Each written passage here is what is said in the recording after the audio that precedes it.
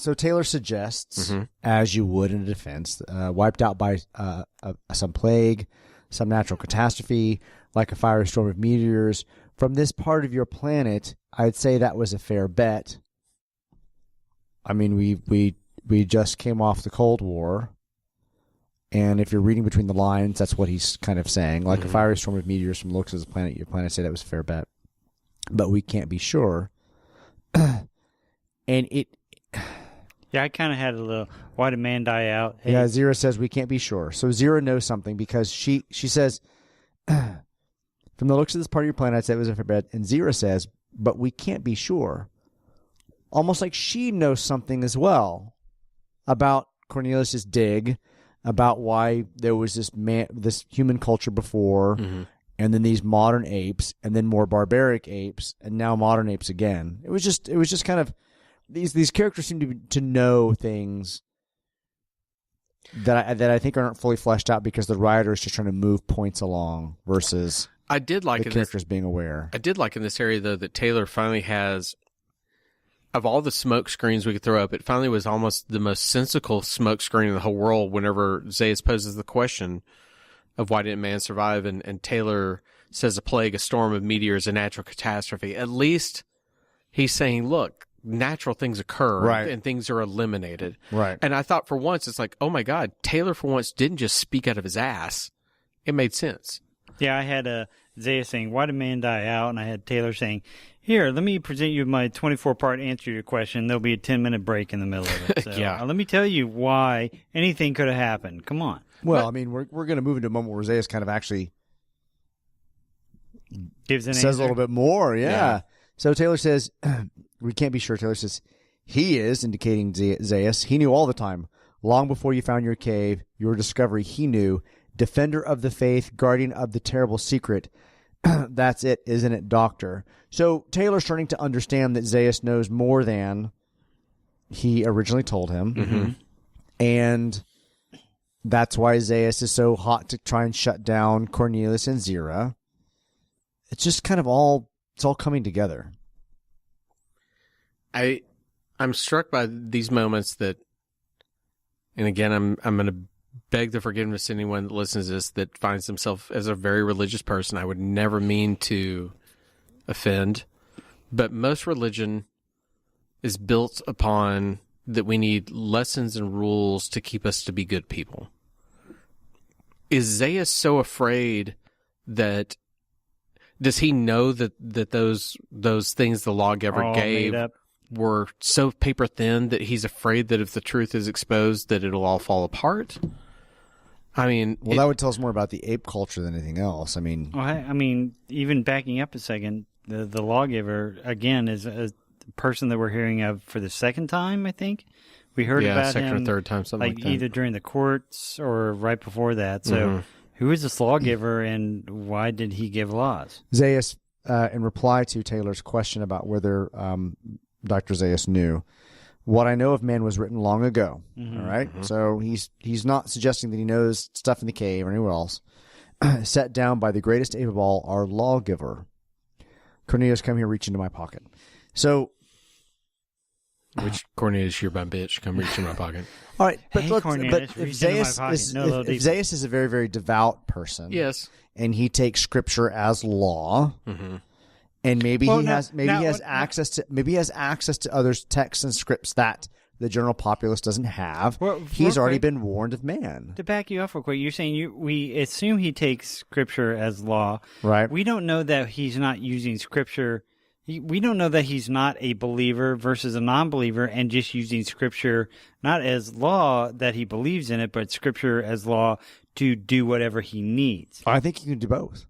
I don't know if he's necessarily devout versus using this religion to make sure he stays in power. Was a weapon. Oh, well, I think he does all of those. Okay. I think he's read the sacred texts and scrolls. He is using those to as a warning. The prophecy, if you will, of what terrible stuff happened and why we can't go there. He's using religion to keep himself in power, and he's also using it to subjugate other people so that they themselves don't go down that path. Yeah. I don't even think he's being altruistic. I think he's just. He wants to be in control. He's a person that can understand Scripture and quote it for his own benefit. And I think he takes it as literal. He's one of those people who takes Scripture as literal. It's so funny because growing up watching this, I think as a child I kind of waxed over the true Scripture elements of Zaius, and I thought of him more of as an administrator and a man of science. But as we listen to this, he is that dogmatic protector of the faith that it almost is nonsensical, because as a character he completely has inconsistencies where he's speaking out of both sides of his mouth. And I find him at this moment to perplex me even more, because in his actions in coming minutes he's inconsistent again. I don't understand the character, and I don't know if it's that I'm looking for more definition out of the character. I don't get the character at this point. I can't talk about previous minutes. Future minutes. I have a couple of friends that are very deep into Scripture and their particular beliefs, mm-hmm. and they are able to think that, or they're able to say that, their faith was one that brought about all these great scientific inventions and movements, and at the same time reject science.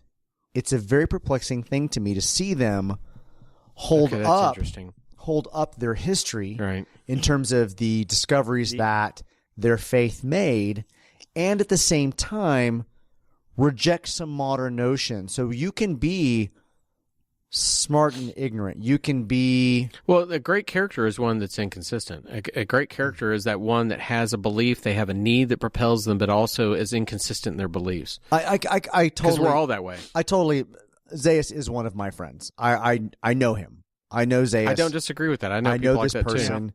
I know that he uses Scripture as literal, except when he doesn't want to use Scripture as literal. Except for when it goes against him, yeah. It's a very odd place to be, and he's very focused. Zaius is very focused, and at times it makes him an enemy, makes him a villain. Mm-hmm. And at times my friend, because of what he thinks makes him a villain in right. social circles. I don't know. I'm talking vague around I understand why Zaius can be this conflicted about certain types of things, and so adhere to other things without necessarily being a straight up villain. I think I know you want to say something. I'm sorry. I think that what I'm fast forwarding to, and Richard, I know you've not seen the current films, but Sean, I think of the Gary Oldman character in the second of the modern films.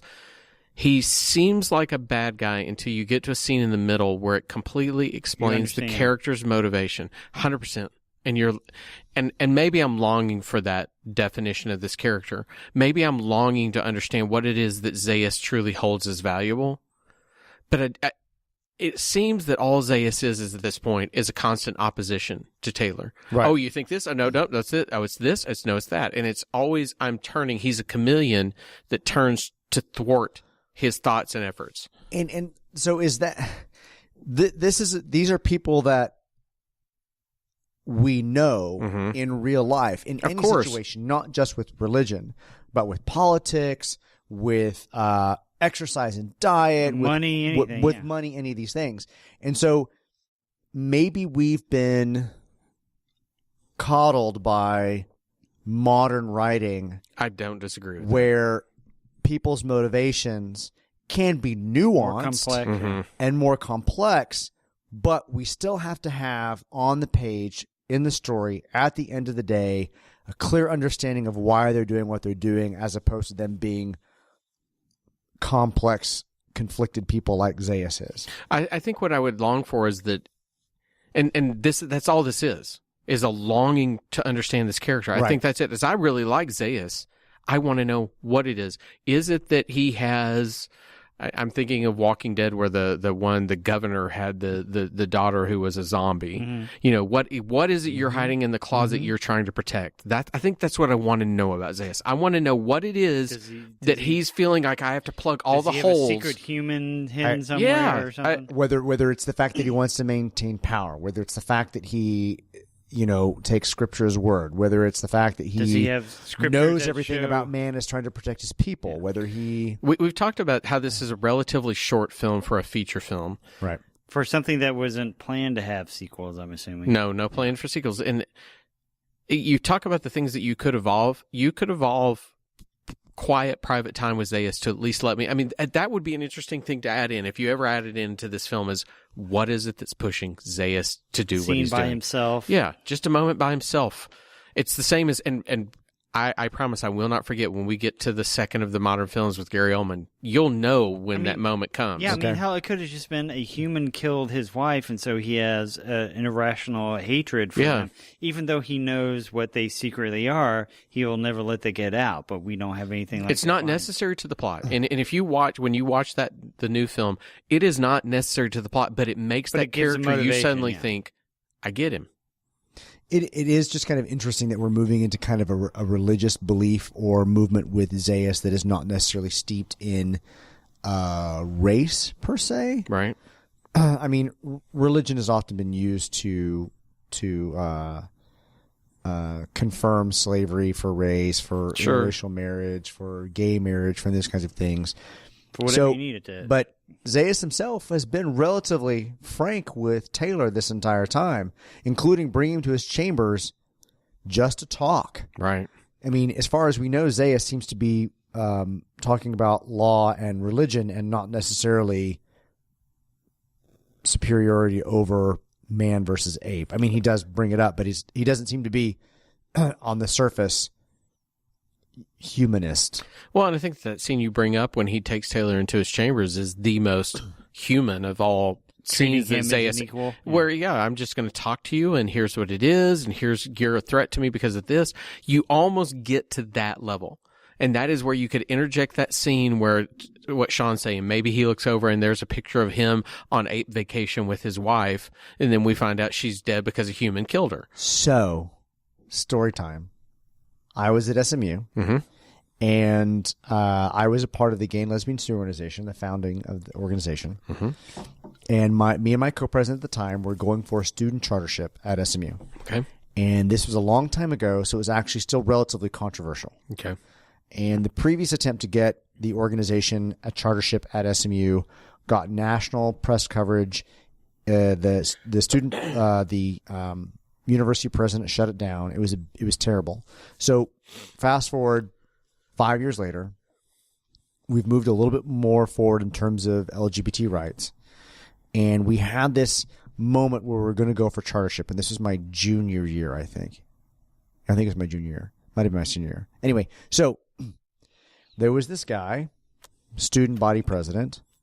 He wanted to meet with me and my co-president privately.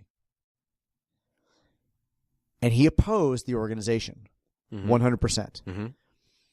And it was the coolest yet strangest conversation with this random, straight, blonde-haired white guy that wanted to talk to me and the co-president, that wanted to register this gay and lesbian organization, that basically said, he was like, I don't disagree with you, but I don't want you to fuck up my year as student body president. So we spent the first 30 minutes of that conversation with him being polite and nice and saying that he was good and cool with gay people, but he did not want this political issue on his year as student body president. That's Zaius. Yeah, that is Zaius. I can see that. And I don't rock the boat.